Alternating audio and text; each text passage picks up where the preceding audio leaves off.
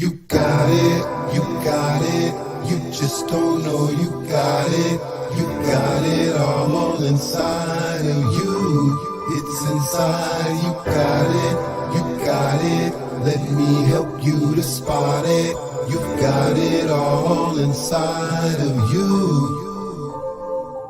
This world can be a prison, a play yard. Peace of mind's inside and ain't far above the clouds, so prepare to take off as we come together off the radar, far away from everything. Let's release the stress and strain.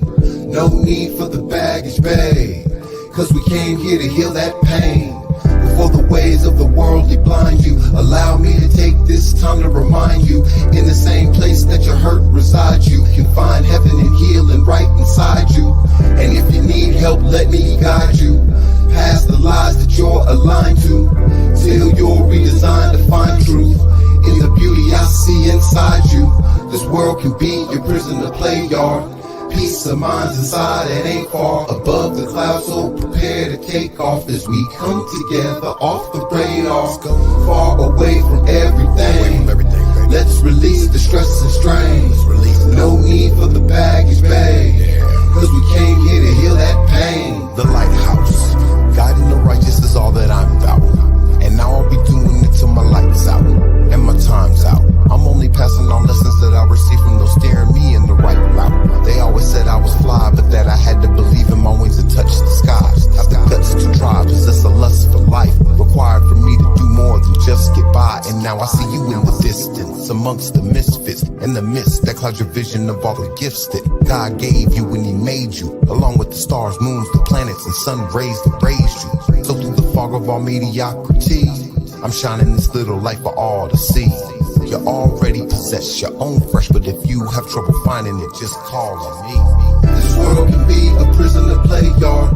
Peace of mind's inside and ain't far above the clouds, so prepare to take off as we come together off the radar, far away from everything.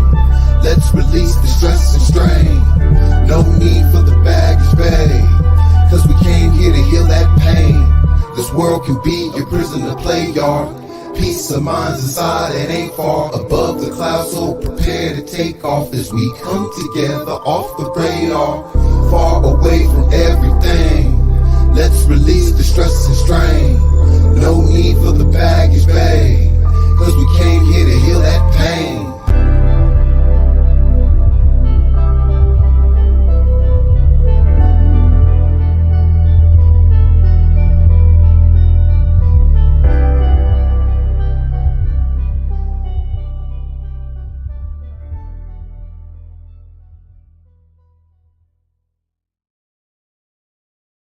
I want to talk to you today from the subject, how to be crazy enough to get what you want. What you have to do is lose your no I can mind and find your yes I can mind. So you see, you got to lose one of these minds. And which one of these minds is it that you have to lose to get what you want? The no I can't mind.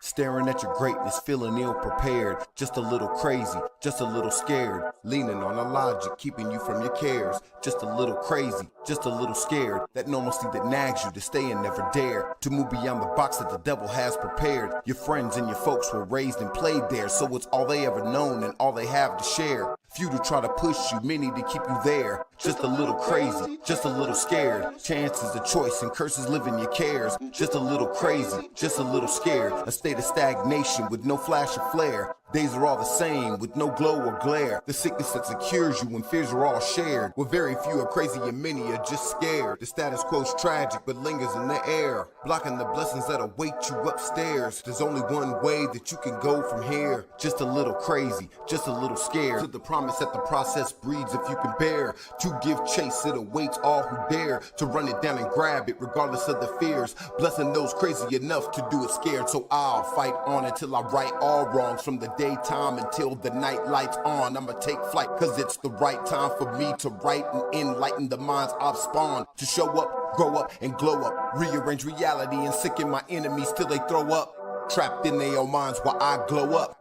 Putting it down for minds till I go up above past failures, ignoring all fears, cause that false evidence ain't as real as it appears. When you drown out doubt and blood, sweat, and tears, and focus on your goal, the way will be made clear. So visualize all the victories that you wanna see, and what your mind projects is what you're gonna see. On the screen displaying your lifetime, you'll find that it projects what originates in the mind. This used to be a movie house. Way back up there somewhere is a projector. They never took the projector out. Up here is a big screen that we've used 2 or 3 times. What you see on that screen does not originate on that screen. What you see on the screen originates where? In the projector. So you see, what you are experiencing on the screen of your life does not originate on the screen. If you don't like what's on the screen, it doesn't do any good to get mad with the screen. See, if you see something on that screen that you don't like, you could go up there with a knife and just cut it to pieces. But what would happen? It would reflect on the back wall. If you want to change what is on the screen of experience, you have to go up to the projector of mind.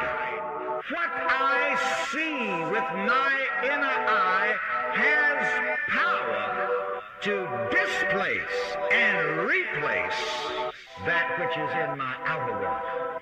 The film in the projector is greater than the image on the screen. If you want to change the image on the screen, you got to go back up to the projector and change the film. What is that? The thought. What you see out there is really controlled by what you're seeing in here.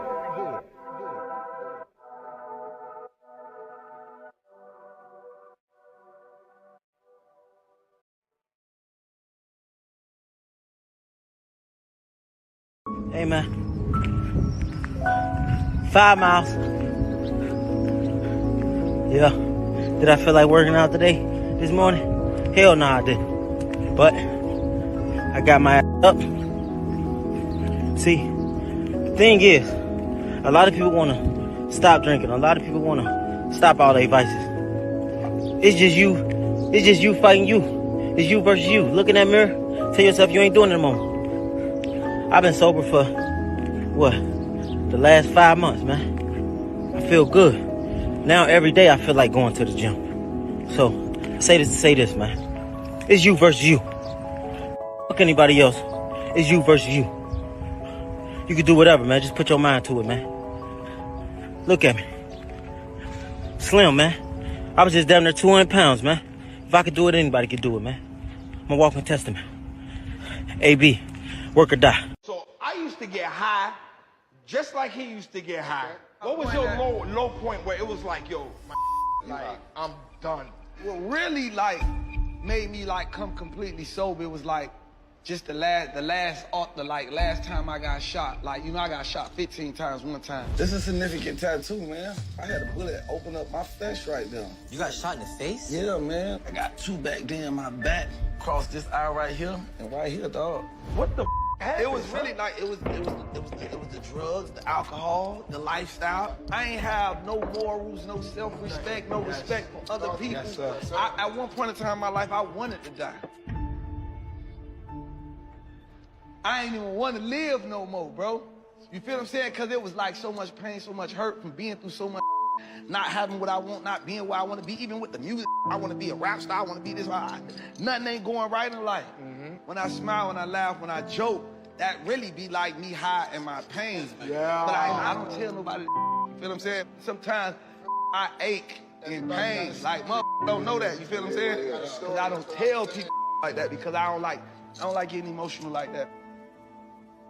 I'm gonna tell you one thing, brother. Bruh, everybody here, dog, we love you, brother. I'm telling you that. I'm telling you real, we love you, brother. You supposed to be here.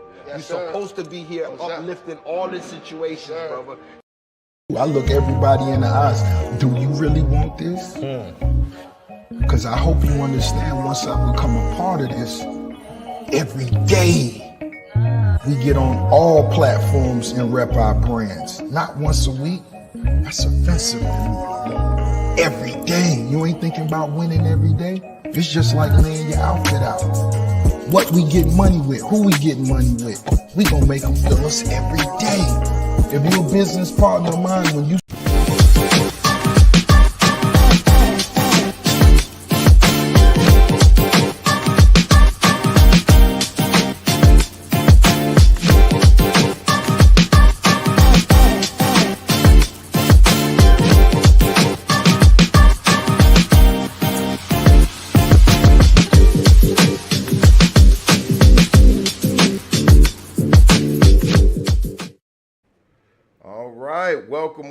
Welcome. Trying to get this party started. Hope everybody's having a great Sunday, whether you're on IG, whether you're on Facebook or YouTube. I want to welcome you here to SIB Live, the Sermons on Sobriety. It's been a few Sundays since I've been on. I've been doing a little bit of traveling. Last week I was in Atlanta with my fraternity brothers, the great men of Omega Psi Phi Fraternity Incorporated. They had a sundresses and seersuckers. Great event. Which really inspired me and, kind of got me rejuvenated. Every once in a while, you kind of got to go on vacation and decompress. But I'm back. I've missed you guys, and it feels good to be back. So today I'm trying to do better with brevity because one of my downfalls is I can be a little long-winded. So I'm trying to work that out. So today, the topic is, and I forgot to create a banner for this. I'm just going to put the wild card.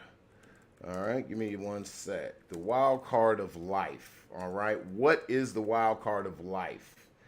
All right, and I put in the description that this is a wild card that even God doesn't play. Even God, he does not play it. He does not deal with it. He gave it to us, but he doesn't play it. Leaves it up to us. All right.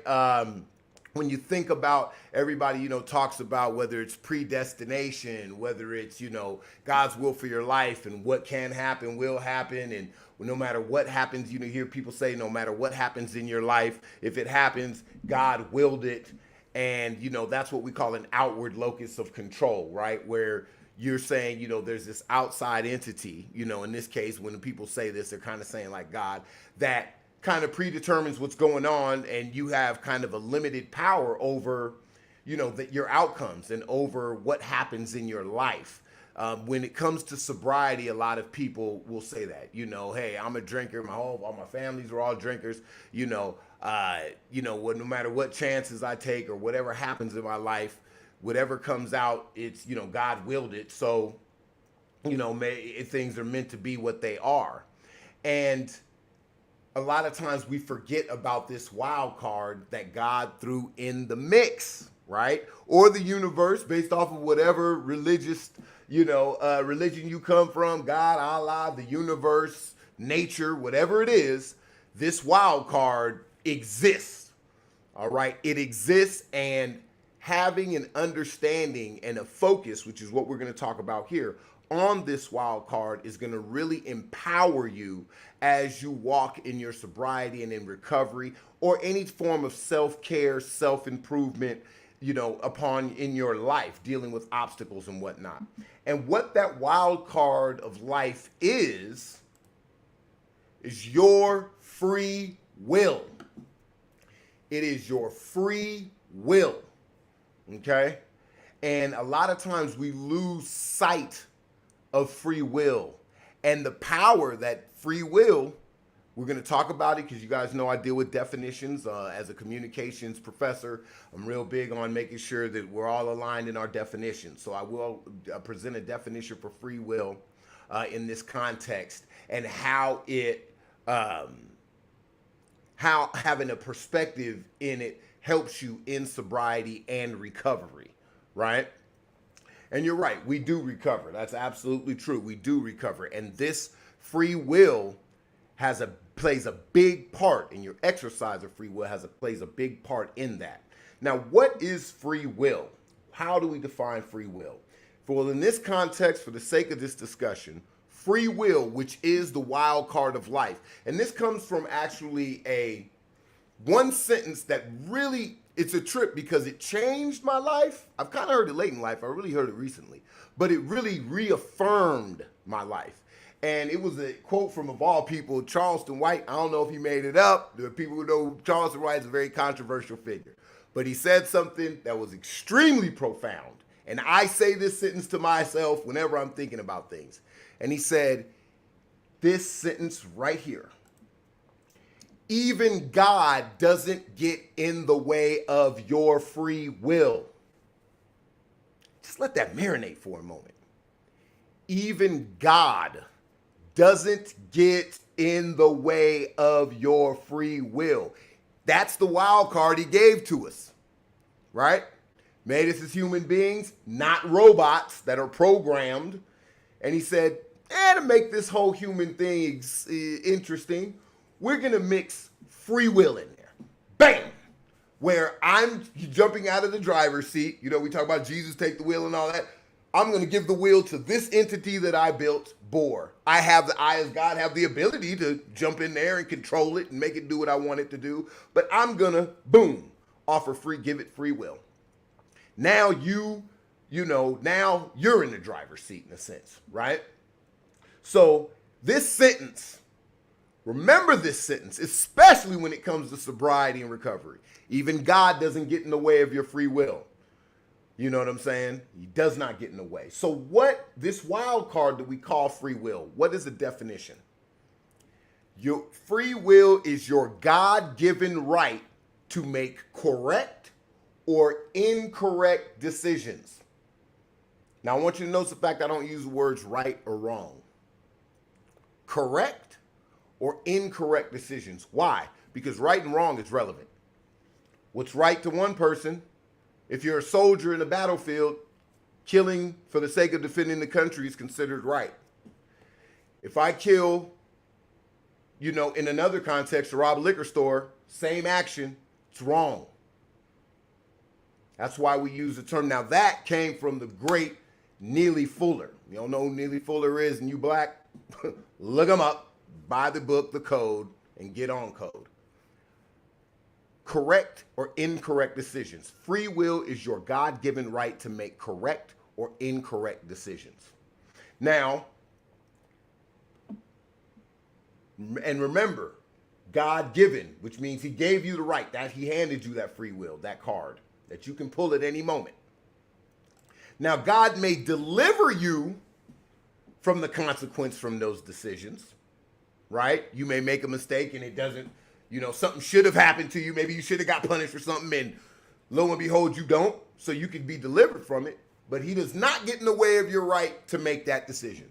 You want to have a drink? If I'm 11 years sober. You see the bling. You see the bling. You see that for IG? You see that 11? I can't wait till I upgrade this to 12 on July 24th, baby. Be 12 years for your boy. All right, but he could deliver me from my decisions. Or he could allow whatever's going to happen, right? But he does not take away my right to make it, to make an indication. If I wanted to go to the liquor store right now and buy a drink, and right? It's in my free will affords me the right to do that. Now, the consequences that come from it, I can't avoid them just because it's my right, my legal right, right? Rights and consequences are not mutually exclusive, okay? So he may deliver you from your consequences of bad decisions, but he won't get in the way of your right to make them. Okay. Now there are a few verses that we want to think about when it comes to our free will and how it ties into everything we do. That's why it's the wild card of life. It's not just the wild card of sobriety or recovery. It's the wild card of life. Oh, and by the way, you can cop this shirt here at UAF.store.com. All right, my God, my family, my sobriety, all y'all after that. Y'all know how I get down. I'm very selfish with mine when it comes to my sobriety. All right. And so I'm going to go over a few verses, kind of break them down a little bit to help give us some context with regards to the power of free will, the power that you have in the decisions that you make, and how to stay mindful of that power, which is what the meat of this discussion. All right, so the first verse here, we got 1 Corinthians, and I should have typed that out as 1, but 1 Corinthians 10:13. It says, God is faithful. He will not let you be tempted beyond what you can bear. So he gives you free will, but which means you have the right to make your decision, whether it's correct or incorrect, right? But he gives you these decisions are over things that you can resist. The fact that you have a choice means he doesn't give you something that, let you be tempted beyond what you can bear. You can bear it because you can make the decision not to deal with it, right? So if I'm in a bar full of liquor, right, and I'm craving it, oh my God, I'm so tempted. Maybe it's day one, right? The fact that I can choose not to drink is evidence that he's giving you, right? He's not letting, he won't let you be tempted beyond what you can bear. Now, if somebody comes, knocks you over the head and sticks a bottle in your mouth, right? That's a different scenario. Notice he says tempted beyond what you can bear. So whether you believe, see what he believes and what you believe, a lot of time what we try, the goal is for them to be here. The struggle is a lot of times it's like this. What we believe about ourselves and our ability and what God believes, because he knows, right? Two different things. The goal is to try and get in alignment. And that's what the decisions are about. A correct decision, right? We say here, what is a correct decision? It's those decisions that are in line with God's will for you. That's a correct decision. When your decision and what he deems is the right decision are the same, boom, you're in alignment. That's correct. What is incorrect? Those that are out. Those that are out of line with God's will for you. And remember, survival, God's will for you. You're drinking, you're putting that into question. You're getting a little further away from that. The natural food that he put us on the planet before we started shooting them up with all kind of crazy crap that's giving us cancer, all these man-made diseases. Hey, he didn't do that. He said, look, man, I gave you, you were born sober. The world started with natural fruit that everybody was eating. Even in the Bible, you got cats living 800 years and stuff, right? Whether you believe it or not. But people definitely living longer, right? And then humans came in and decided to mix it to fix it, right? And started breaking all kind of stuff. We decided to drink and started breaking all kind of stuff inside of us. We decided to drink. We exercised our free will to our own detriment, right? But he doesn't give you, in your choice, he doesn't give you things that tempt you beyond what you can bear, okay? Then we got Galatians 5:13. It says, you, my brothers and sisters, were called to be free. You were called to be free. Even these systems that are in place on the planet, right? The beginning of the earth, there weren't cities, countries, lines. You can't travel over here without a passport. Everybody, you were free. We decided to use our free will to start saying personal property exists now. This is my tree. These are my, and that's a whole nother discussion, okay? Also a discussion that deals with how Africans got wrecked. We didn't believe in personal property. A group of people who did showed up, and here we are, right? Says, you, my brothers and sisters, were called to be free, but do not use your freedom to indulge the flesh. Rather, serve one another humbly in love, right? If you're going to be, how do you be fruitful and multiply, right? Fall in love, get married, have kids, that's how it's supposed to go, right? And the flesh, this human flesh, right, that was created by a spiritual being, right? When you start siding on that flesh, which is fallible, and you go running away from the infallible, that's where you have conflict. That's where you have problems. That's where the incorrect decisions kick in, right? So he called you to be free. He said, look, I'm giving you the free will to make wrong decisions, but I really don't want, my intent is for you to be straight, be cool, right? But to make things interesting, you're not robots. I'm going to give you this free will. right? Think about it like this. And this is an analogy to think about. I put dog off the leash analogy to remind myself. You have a dog. Say you get a little puppy. You start training it, right? In the beginning, you walk it on a leash, walking around the block on a leash, right? You might give it in the backyard. You give it kind of a limited area. You caged it in. You're training it. You're telling it where to go, where to pee. Don't walk over here. Don't do that, right? If I call you, stop. If if I say sit, heel, come here, all of that, go over there, go to your bed, all of that. You train it, right? You give it instructions, right?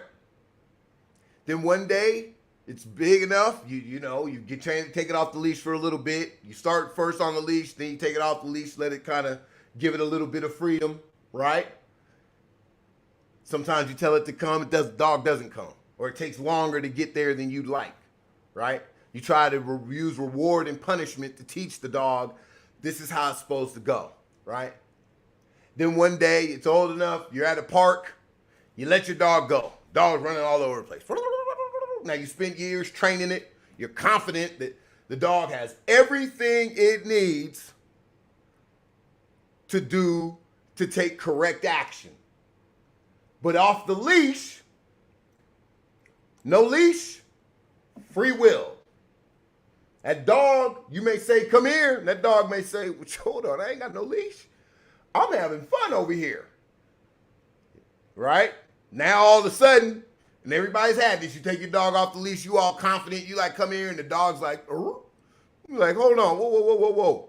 I need you to come here. And there may be a reason. Your dog starts running out towards a busy street. Now you see the street, you see the cars. The dog may not even be paying attention, but it's exercising its free will to keep on going. But you, the all-seeing being in this case, can see it. You can see what's down the road. So what do? You yell at the dog, right? The pet training is life lessons. We talked about that. I'm just going over because I got some things here.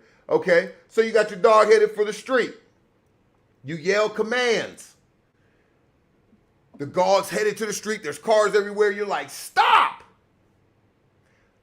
The dog hears your voice, but he doesn't turn around. He hears it and he's like, maybe there's something I'm supposed to be doing. We call that intuition. The dog's like, he hears a little voice, right?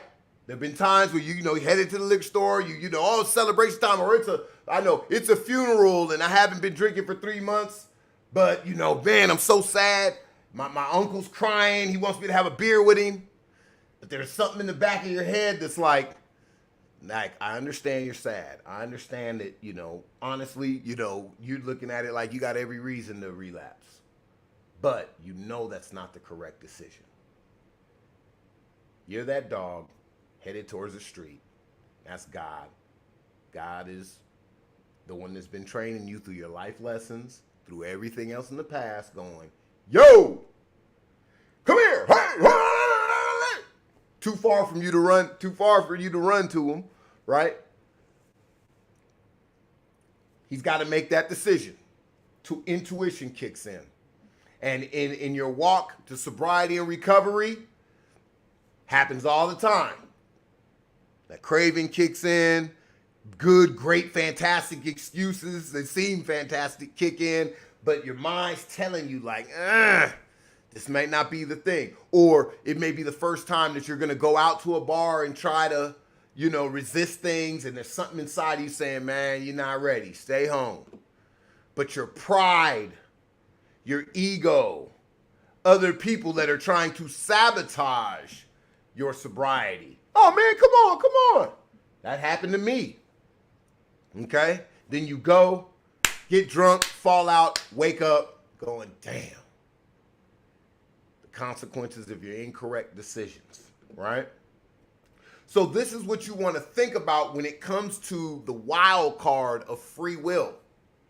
It can be empowering because you can use this free will to align yourself with your greater purpose, with God, with what he would have for you, which is sobriety, recovery, self-care, or maybe losing weight, living a healthier life, shaking a toxic relationship, or opening your heart for the potential of a good relationship with somebody that new that you met. And maybe you were jaded in the past, but God's giving you this opportunity, and you could exercise your free will and say, nah, I'm not going to open my heart to be broken again. Or you could say, look, that was in the past. I learned from it. And you may proceed cautiously, but you're going to open your heart a little bit and proceed a little bit. And there ain't nothing wrong with that, right? But that does take, God's going to give you what you need. You got to use it. And that's where free will, listening to things, and some of the things I'm going to lay out here in closing will help you kind of keep you in tune with your decisions so that you make more correct decisions in your life and less incorrect decisions in your life, right? So, I think I had another verse. Oh, here we go. One more verse here. Revelation 3:20 says, here I am. I stand at the door and knock, right? If anyone hears my voice and opens the door, I will come in and eat with that person, and they with me, right? Just like headed towards the street. Hey! Knocking at the door. Doom, doom, doom, doom, doom. Yo, correct decision over here. that stop you from peril. You may not, whether it's seen or unseen. What you want to do? You gonna let me in? What's up? We eating? Or we starving to death? What are we doing here? Right? But the choice is yours at the end of the day. And a lot of times we know what choice we need to make. It's having the power to do so, right?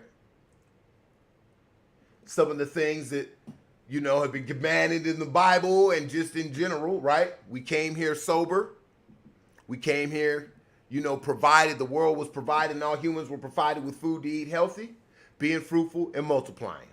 Just a few of the things that we're called to do, right? All righteous things.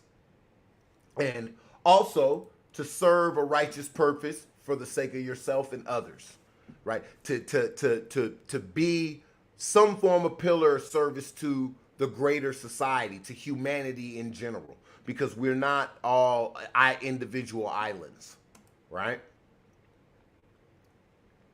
So these are some of the things that you want to think about when you're looking at playing this wild card, which you have to play, which you have the power to play, and which no matter what way you play it, God does not get in the way of it. He allows you to. He allows you to make your decision. All right? And the first thing is, like I said, don't underestimate the power of your intuition, especially in sobriety. Your intuition will speak to you, usually loud as hell. Your ability to recover is going to be dependent upon your ability to listen to it and to follow it. When God's yelling at you, don't have that drink, don't have it in the house, don't do this. You know what I'm saying? There are times where God's told me, hey, you don't need to go over there, you don't need to do this, and I've gotten better because now it's like, okay, got it. Before it was, well, maybe I'm just tripping. Or, you know what, I can handle this. I've been sober this long. And to this day, there are times where it's like, nope, stay in. And I stay in happily because I know that whether I like it or not, it was a correct decision. Okay? So don't underestimate the power of your intuition. Okay? Then you also want to learn and refer back to lessons taught, I say, in class and in life. So whether it's formal knowledge, whether it's knowledge from an AA group that you reach out to, in my book, Sobriety in Black, the 4-step connect, right? The C in the word black is to connect with others, those that'll empower you, those you can learn from, connect with stories that are of tragic endings from people who abused alcohol. That's why I post a lot of those stories. I recently posted a video, and it's still kind of eerie when I just think about it, of the artist Juice WRLD. And in the beginning, because he was all on perks, he was on a lot of things. And he starts off the video, he's like acting like the bottles of talking. It's like, hi, I'm Perky, and I came to play. There's like this eerie feeling I get when I see that part. And you can see it on my IG. It's like, it's one of the more recent videos of Juice WRLD. And it will, every time I see it, I have like an emotional inner response because it's like, damn, he came to play. It ended up killing him. Then I think about the people videotaping him snorting coke, videotaping him popping pills. Then I look at the people around him. And I'm not going to lie, I look at what they look like. And I look at him. I looked at the group, there's a picture of the people he was on the plane with. He was the only one that looked like him. Let's just put it that way. These were the same people videotaping him. And I guarantee you, these people didn't exist around him before he got famous. Now, it's not to say that it's their fault. Of course, he made some incorrect decisions. Some of those decisions could involve the people he was around. And we all have to think about that as well. Who are we putting ourselves around? Do these people love us? Do these people give a shit about us? Do they care? Do I have anybody that cares? And if not, where can I find some people that will? That do? That will tell me when I'm making an incorrect decision because they love me. Or just because whether you got to pay for it, like a therapist or, anything. Do I have these people and how do I connect with them? And you can refer back to the lessons that you learn from these individuals, right? And you can move on in life. And then also, this is another one. Don't blame God, fate, the universe when you fall. Don't use them as a cop-out. Don't do that. Don't do that. I've done it in the past when I was drinking. I've done it. Oh, God, why'd you let this happen? And, oh, my God, maybe it was just meant to be. Right? Don't do that. What you want to do is reevaluate the decisions that led you there. You showed up to hell. You may have had directions, but you drove your ass there. Okay? You certainly did. When we talk about God's will, right? Let's say, I don't know, a kid or you run into a burning house and you die, you burn to death. Running into the burning house. You're drunk, you stay, the house burning for some weird reason, you run in there. Now, some people could say, oh, well, it was God's will that he burned to death. Maybe it was God's will that he created fire to burn things. And that was the end of it, because that's what fire does, right? And he created wood, and one of the properties of wood is when you light it on fire, it burns. He created and that same fire that he creates that could burn you to death can also cook food to help feed your family. Right? Right, wrong, correct, incorrect. The correct use of fire, incorrect use of fire, right? But somebody used this same fire to burn down a house that you in your drunken state were in. You chose to make an incorrect decision to stumble into this house, right? The alcohol that's there, in a correct sense, it can be used as a disinfectant. In an incorrect sense, you can get drunk off of it until you die. That's why we talk about right, wrong, and being relative. Correct, incorrect. Right? Like they say, it's all things that come together for the greater good, right? But you can use a gun to kill somebody or save a life. Or defend your life, right? And that's all dealing with context and your free will. So you can't blame God when the nature he creates brings things together and your decisions lead you off a cliff, so to speak. And then at the end of the day, continue to seek knowledge. 11 years in and I'm still learning. 11 years in and I'm still trying to figure things out. I'm still learning more about myself. The journey to self-discovery is a lifelong one. All right? And so as I do that, I strengthen myself in my sobriety. Even with this shirt, it's like, okay, I got my priorities. It reminds me, right? It reminds me. Now, I could have just thought of this in my head, but outwardly putting it on my chest reminds me, and it may help somebody else remind themselves, help them be mindful, which in line helps reaffirm my sobriety and recovery. right? And that's how I can give to society and I can get back. That's why I wrote my book. That's why I do these broadcasts. And that's why you do certain things you do in your life to give out to other people, whether you're teaching your new little brother how to swim, or whether you're, talking to some young child and telling them that this is how they should do things, right? Or whether you learn something and you just tell somebody else about something you learned and you don't even know that they're picking something from it. They're taking something from it, right? It's important. And so it's something to think about. So I just wanted to leave you guys with that. That's basically it. The wild card of life, free will. And remembering that even God doesn't get in the way of your free will and your correct and your incorrect decisions. He may deliver you from certain things, but he doesn't stop you from making those decisions. You have the power, you know what I'm saying, to change the trajectory of your life. You take clues from what's around you, right?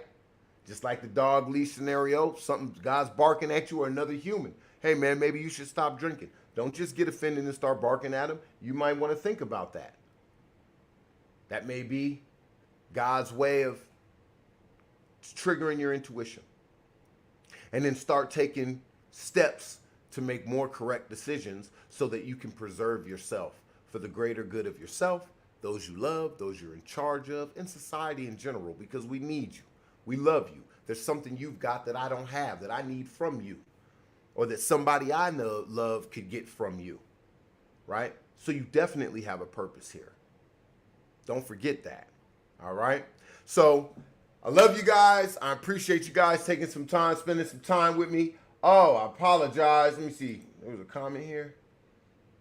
Okay, someone want to be got you. So yeah, that's basically it. I want you to think about your free will. I hope this poured into you. Definitely DM me if you have any questions or any topics you want me to cover. I do plan, Lord willing, to be here next week. Again, I love you guys. That's why I do what I do. And I just encourage you to pass on whatever you've got in your heart. Remember that when we recover loudly, we help keep others from dying quietly. That's why I'm as loud as I am, and I'm going to stay that way. And I encourage you in your own way to recover a little loudly. Talk to other people.